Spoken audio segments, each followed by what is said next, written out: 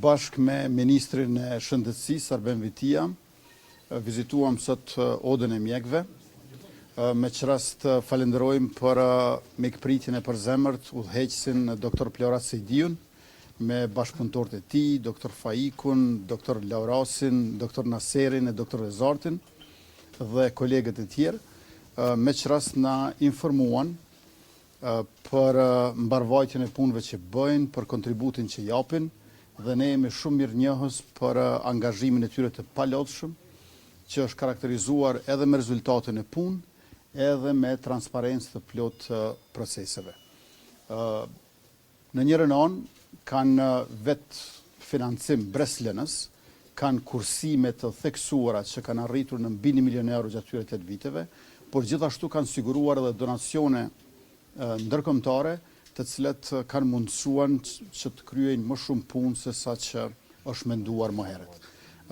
Së shpejti do ta kemi edhe ndërtesën e përbashkët të 5 odave, sepse siç e dini janë edhe 4 oda tjera përveç odës së mjekëve, të cilët bashkëpunojnë me njëra tjetrën për hir të sistemit shëndetësor sa më efikas në përgjithësi, i cili karakterizohet jo vetëm nga kujdesja shërbimi shëndetësor, por gjithashtu edhe nga aspekti kërkimore, shkencore, arsimor i mjekësisë.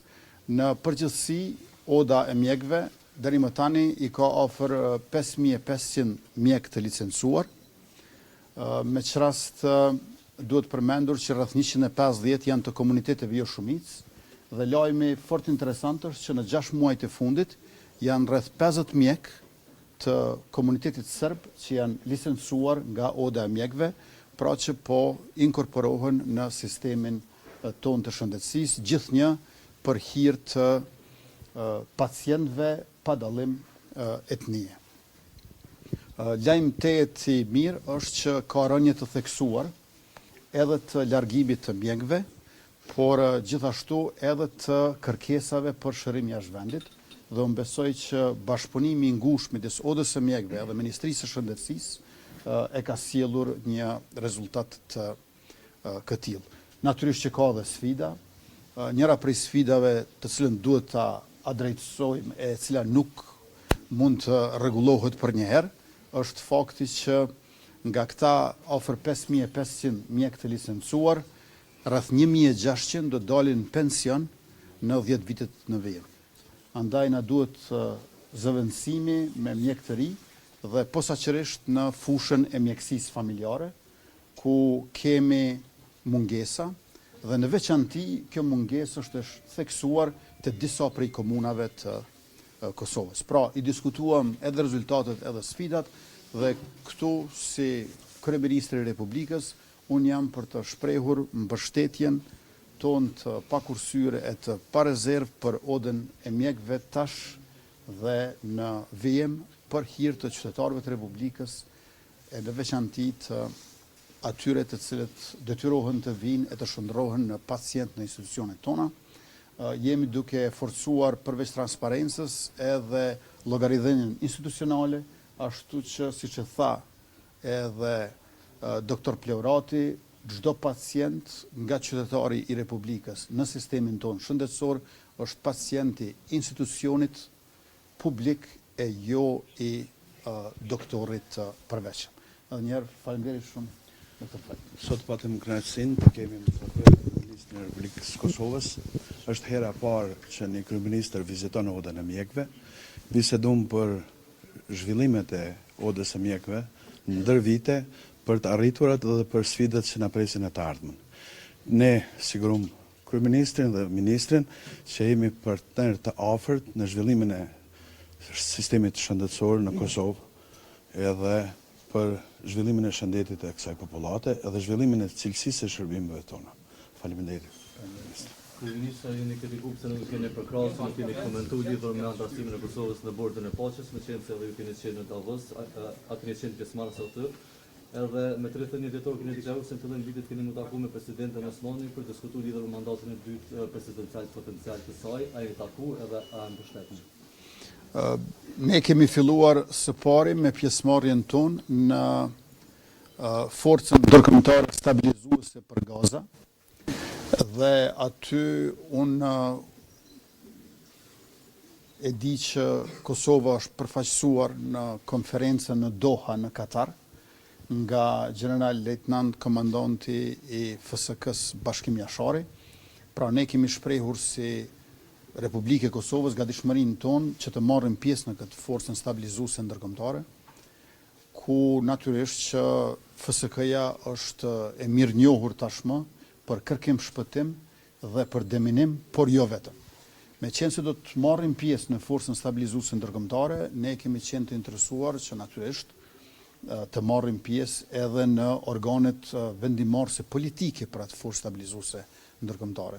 Tash procesi do të ecë më tutje. Unë jam kryeministër në detyrë, nuk jam ende në mandatin tim të tretë, por kudo që ka nevojë për paqe në botë, ne dëshirojmë që të kontribuojmë, sepse kemi qenë përfitues të paqes në vendin tonë nëpërmjet forcave ndërkombëtare, andaj tash duam që të marrim pjesë me forcat tona dhe kapacitetet tona edhe në paqet në vende të ndryshme në botë. Sa i përket Gazas, ju e dini që ne i kemi ndarë gjysmë milioni euro si qeveri dhe ky është një proces që do të vazhdoj edhe në vijim. Ndërkaq sa i përket takimit me presidenten, padyshim që ne jemi në komunikim edhe jemi takuar, por ta keni parasysh që ai do të jetë hapi i katërt. Ne pas certifikimit të rezultatit të zgjedhjeve dhe trajtimit të gjitha ankesave të mundshme kemi nevojë për 3 hapa paraprak. I pari është konstituimi i kuvendit, i cili nënkupton zgjedhjen e kryetarës apo kryetarit dhe të 5 nënkretarëve.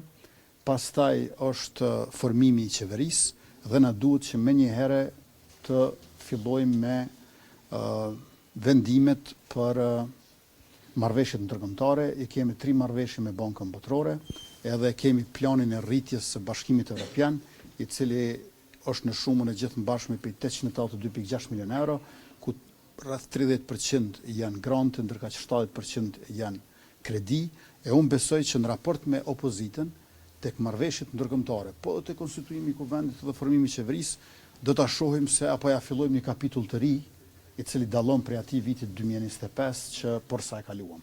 Pra neve na duhet në kuvend ta shohim se a ka atmosferë për një raport të ri qeveri-opozit.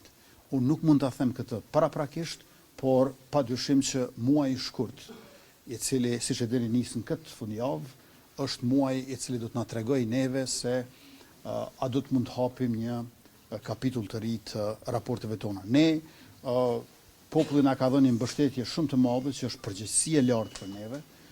Për formimin e qeverisë nuk do të kemi asnjë problem, por për 2/3 e votave, kur nevojiten në kuvend, prej marrëveshjeve ndërkombëtare e deri te rizgjedhja e presidentes apo zgjedhja e presidentit, ne kemi nevojë për bashkëpunim me opozitën, por nga ana jon gatishmëria dhe interesimi ekziston.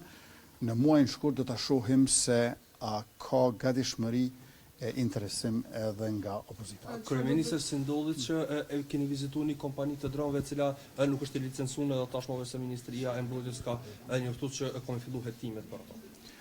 Unë kam vizituar me qindra kompani anë Bankë Kosovës gjatë këtij 4 vjeçari. Nuk mund të them që mund t'i di të gjitha hollësitë e secilës kompani, mirë po natyrisht që unë jam i hapur që t'i dëgjoj edhe kritikat atëherë kur diçka nuk ka qenë ashtu siç më është prezantuar, por duhet ta keni parasysh që kur vihet te aspektet e hollësishme teknike e profesionale nuk mund ta di paraprakisht se cilat janë ato saktësisht për secilën kompani. Zëfuti çfarë do të prani me kandidatët e vetëvendosjes?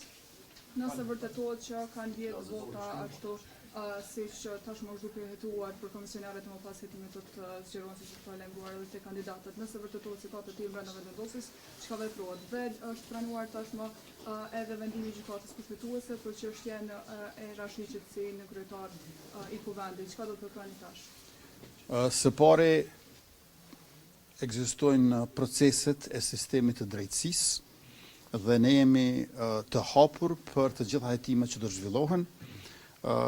Është e rëndësishme të ritheksohet që nuk ka amnesti për asnjë keqbërës për çdo i cili ka manipuluar gjatë evidentimit apo numërimit dhe hetimet le të shkojnë deri në fund. Ne jemi aty për të bashkëpunuar me ata të cilët do ta kryejnë hetimin në mënyrë që të zbardhet e vërteta dhe të vendoset drejtësia, sepse vota është e shenjtë. Në anën tjetër, ju e dini që në lëvizjen vetëvendosje ekziston edhe komisioni disiplinor, i cili është komision statutor, është njëri prej 4 komisioneve statutore që dalin nga Këshilli i Përgjithshëm dhe të cilët nuk janë organe të kryesisë apo të kryetarit, por janë organit më të lartë, që është Këshilli i Përgjithshëm, kur t'i kemi të dhënat e plota, padyshim që do të shihet nëse ka material edhe për ata, por tash për tash nuk mund të themi. Duket që janë disa komuna në të cilët janë më të përqendruara këto manipulimet dhe duhet ta bëjmë ndarjen midis gabimeve të mundshme teknike që në fundit janë njerëzore edhe pse asnjëherë s'janë të mira dhe manipulimeve të qëllimshme apo madje edhe organizimit të më shumë se 1-2 personave për manipulim. Ndërkaq sa i përket gjykatës kushtetuese, ne kemi vetëm njoftimin e gjykatës kushtetuese, nuk e kemi arsyetimin për vendimin e tyre. Besoj që në javën e ardhshme do ta kemi aktgjykimin me përmbajtjen e plot dhe më pastaj do të mund ta japim një përgjigje të qartë të saktë nga ana jon, por ajo çfarë unë shpresoj është që aktgjykimi i gjykatës kushtetuese i janar shkurtit 2026 të mos jetë në kundërshtim me ato aktgjykimet e vitit 2025, në veçanti të muajit tetor, sepse bëhet fjalë për të njëjtën çështje. Faleminderit shumë. Kryeministri, edhe